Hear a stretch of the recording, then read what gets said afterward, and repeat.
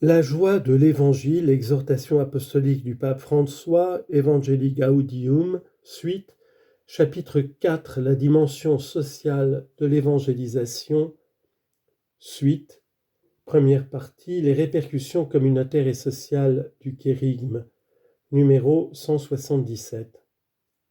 Le kérygme possède un contenu inévitablement social. Au cœur même de l'Évangile, il y a la vie communautaire et l'engagement avec les autres. Le contenu de la première annonce a une répercussion morale immédiate dont le centre est la charité. Confession de la foi et engagement social. Numéro 178. Confesser un Père qui aime infiniment chaque être humain implique de découvrir qu'il lui accorde par cet amour une dignité infinie. Confesser que le Fils de Dieu a assumé notre chair signifie que chaque personne humaine a été élevée jusqu'au cœur même de Dieu. Confesser que Jésus a donné son sang pour nous empêche de maintenir le moindre doute sur l'amour sans limite qui ennoblit tout être humain. Sa rédemption a une signification sociale parce que dans le Christ, Dieu ne rachète pas seulement l'individu, mais aussi les relations sociales entre les hommes. Confesser que l'Esprit Saint agit en nous, agit en tous, implique de reconnaître qu'il cherche à pénétrer dans chaque situation humaine et dans tous les liens sociaux. L'Esprit Saint possède une imagination infinie, précisément de l'Esprit divin, qui sait dénouer les nœuds, même les plus complexes et les plus inextricables de l'histoire humaine. L'évangélisation cherche à coopérer aussi à cette action libératrice de l'Esprit. Le mystère même de la Trinité nous rappelle que nous avons été créés à l'image de la communion divine, pour laquelle nous ne pouvons nous réaliser ni nous sauver tout seuls. À partir du cœur de l'Évangile, nous reconnaissons la connexion intime entre évangélisation et promotion humaine, qui doit nécessairement s'exprimer et se développer dans toute action évangélisatrice. L'acceptation de la première annonce qui invite à se laisser aimer de Dieu et à l'aimer avec l'amour que lui-même nous communique provoque dans la vie de la personne et dans ses actions une réaction première et fondamentale, désirer, chercher et avoir à cœur le bien des autres. Ce lien indissoluble entre l'accueil de l'annonce salvifique et un amour fraternel effectif est exprimé dans certains textes de l'Écriture qu'il convient de considérer et de méditer attentivement pour en tirer toutes les conséquences. Il s'agit d'un message auquel fréquemment nous nous habituons, nous le répétons presque mécaniquement, sans pouvoir nous assurer qu'il ait une réelle incidence dans notre vie et dans nos communautés. Comme elle est dangereuse et nuisible, cette accoutumance qui nous porte à perdre l'émerveillement, la fascination, l'enthousiasme de vivre l'évangile de la fraternité et de la justice.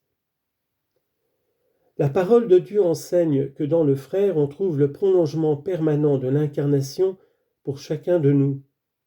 Dans la mesure où vous l'avez fait à l'un de ces plus petits de mes frères, c'est à moi que vous l'avez fait. Matthieu 25, 40. Tout ce que nous faisons pour les autres a une dimension transcendante. De la mesure dont vous mesurerez, on mesurera pour vous. Matthieu 7, 2. Et elle répond à la miséricorde divine envers nous. Montrez-vous compatissants comme votre Père est compatissant. Ne jugez pas et vous ne serez pas jugés. Ne condamnez pas et vous ne serez pas condamnés. Remettez et il vous sera remis. Donnez et l'on vous donnera. De la mesure dont vous mesurez, on mesurera pour vous en retour. Luc chapitre 6, versets 36 à 38. Ce qu'expriment ces textes, c'est la priorité absolue de la sortie de soi vers le frère, comme un des deux commandements principaux qui fondent toute norme morale, et comme le signe le plus clair pour faire le discernement sur un chemin de croissance spirituelle, en réponse au don absolument gratuit de Dieu. Pour cela même, le service de la charité est lui aussi une dimension constitutive de la mission de l'Église, et il constitue une expression de son essence même. Comme l'Église est missionnaire par nature, ainsi surgit inévitablement d'une telle nature la charité effective pour le prochain, la compassion qui comprend, assiste et promeut. Le royaume qui nous appelle. En lisant les Écritures, il apparaît du reste clairement que la proposition de l'Évangile ne consiste pas seulement en une relation personnelle avec Dieu.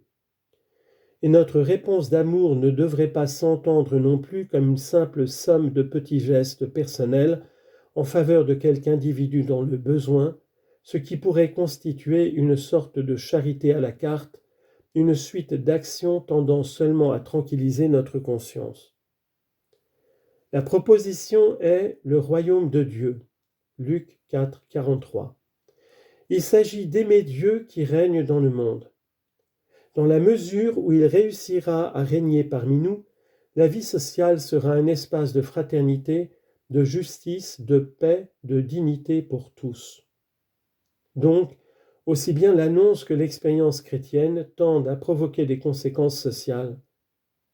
Cherchons son royaume, cherchez d'abord son royaume et sa justice, et tout cela vous sera donné par surcroît.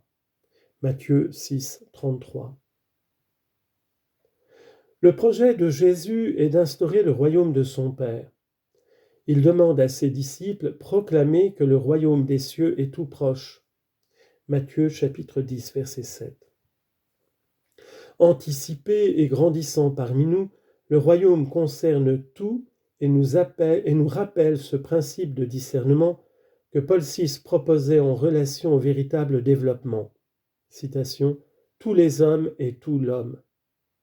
Nous savons que l'évangélisation ne serait pas complète si elle ne tenait pas compte des rapports concrets et permanents qui existent entre l'évangile et la vie personnelle, sociale de l'homme. Il s'agit du critère d'universalité propre à la dynamique de l'Évangile, du moment que le Père désire que tous les hommes soient sauvés et que son dessein de salut consiste dans la récapitulation de toutes choses, celles du ciel et celles de la terre, sous un seul Seigneur qui est le Christ. Éphésiens 1:10. Le mandat est « aller dans le monde entier, proclamer l'Évangile à toute la création ». Matthieu 16:15. Parce que la création en attente aspire à la révélation des fils de Dieu. Romains 8:19.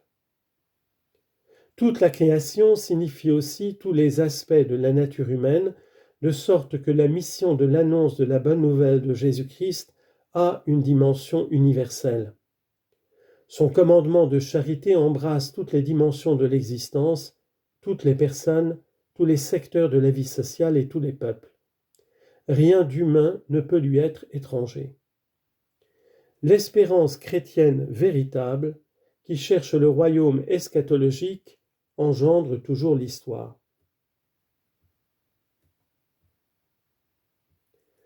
L'enseignement de l'Église sur les questions sociales. Les enseignements de l'Église sur les situations contingentes sont sujets à d'importants ou de nouveaux développements et peuvent être l'objet de discussions, mais nous ne pouvons éviter d'être concrets sans prétendre entrer dans les détails pour que les grands principes sociaux ne restent pas de simples indications générales qui n'interpellent personne. Il faut en tirer les conséquences pratiques afin qu'ils puissent aussi avoir une incidence efficace sur les situations contemporaines complexes. Les pasteurs, en accueillant les apports des différentes sciences, ont le droit d'émettre des opinions sur tout ce qui concerne la vie des personnes, du moment que la tâche de l'évangélisation implique et exige une promotion intégrale de chaque être humain. On ne peut plus affirmer que la religion doit se limiter à une sphère privée et qu'elle existe seulement pour préparer les âmes pour le ciel. Nous savons que Dieu désire le bonheur de ses enfants sur cette terre aussi, bien que ceux-ci soient appelés à la plénitude éternelle, puisqu'il a créé toutes choses afin que nous en jouissions. 1 Timothée 6, 17. Pour que tous puissent en jouir. Il en découle que la conversion chrétienne exige de reconsidérer spécialement tout ce qui concerne l'ordre social et la réalisation du bien commun. En conséquence, personne ne peut exiger de nous que nous reléguions la religion dans la secrète intimité des personnes, sans aucune influence sur la vie sociale et nationale, sans se préoccuper de la santé des institutions de la société civile, sans s'exprimer sur les événements qui intéressent les citoyens. Qui oserait enfermer dans un temple et faire taire le message de saint François d'Assise et de la bienheureuse Teresa de Calcutta? Il ne pourrait l'accepter.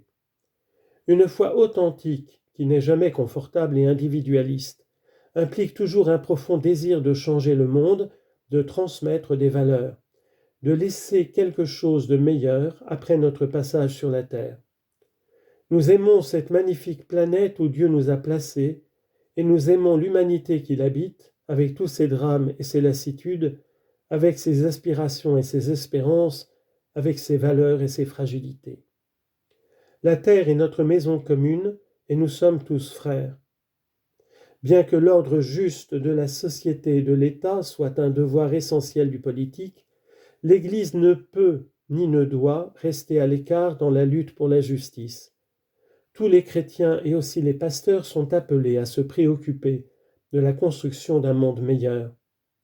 Il s'agit de cela parce que la pensée sociale de l'Église est en premier lieu positive et fait des propositions, oriente une action transformatrice et en ce sens ne cesse d'être un signe d'espérance qui jaillit du cœur plein d'amour de Jésus-Christ. En même temps, elle unit ses efforts à ceux qui réalisent dans le domaine social, à ce que réalisent dans le domaine social les autres églises et communautés ecclésiales, tant au niveau de la réflexion doctrinale qu'au niveau pratique. Ce n'est pas le moment ici de développer toutes les graves questions sociales qui marquent le monde actuel, dont j'ai commenté certaines dans le chapitre 2. Ceci n'est pas un document social, et pour réfléchir sur ces thématiques différentes, nous disposons d'un instrument très adapté dans le compendium de la doctrine sociale de l'Église, dont je recommande vivement l'utilisation et la lecture. En outre, ni le pape ni l'Église ne possèdent le monopole de l'interprétation de la réalité sociale ou de la proposition de solutions aux problèmes contemporains. Je peux répéter ici ce que Paul VI indiquait avec lucidité: face à des situations aussi variées, il nous est difficile de prononcer une parole unique comme de proposer une solution qui ait une valeur universelle. Telle n'est pas notre ambition, ni même notre mission. Il revient aux communautés chrétiennes d'analyser avec objectivité la situation propre de leur pays. Dans la suite, je chercherai à me concentrer sur deux grandes questions qui me semblent fondamentales en ce moment de l'histoire. Je les développerai avec une certaine ampleur parce que je considère qu'elles détermineront l'avenir de l'humanité. Il s'agit en premier lieu de l'intégration sociale des pauvres et en outre de la paix et du dialogue social.